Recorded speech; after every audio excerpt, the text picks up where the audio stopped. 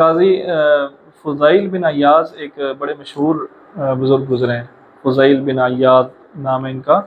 تو یہ ڈاکو تھے۔ ایسے ڈاکو بھی ایسے تھے کہ کہتے ہیں کہ مائیں اپنے بچوں کو ان کا نام لے کے ڈراتی، بچہ چپ نہیں کرتا تھا نا تو مائیں ڈراتی تھی چپ کرو فضیل آ جائے گا۔ تو ایسے ڈاکو تھے۔ تو کہتے ہیں کہ ایک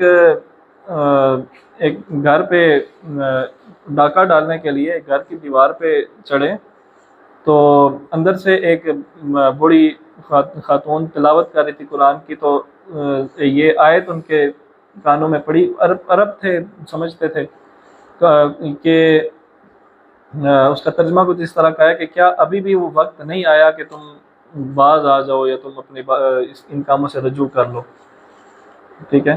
تو بس یہ آیت سننا تھا کہ ان کی زندگی بدل گئی۔ جی، تو کوئی گناہ ایسا آپ نہیں سوچ سکتے کہ جس سے توبہ کر کے بندہ اللہ کا ولی نہیں بن سکتا۔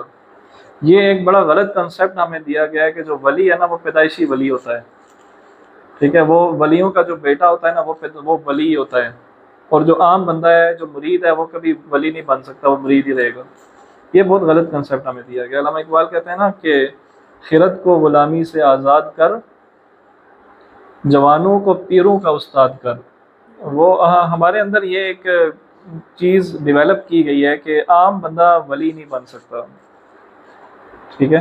تو ہر بندہ ولی ہو سکتا ہے۔ ابھی بھی ہمارے اندر کوئی ولی بیٹھا ہو، ولی کے اوپر سینگ نہیں ہوتے سر پہ، ٹھیک ہے، اس کے ماتھے پہ لکھا نہیں ہوتا، تو ولی کون ہوتا ہے؟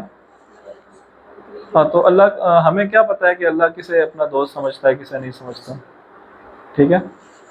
تو ولی وہ نہیں ہوتا جسے ہم ولی سمجھے، ولی وہ ہوتا ہے جسے اللہ ولی کہے۔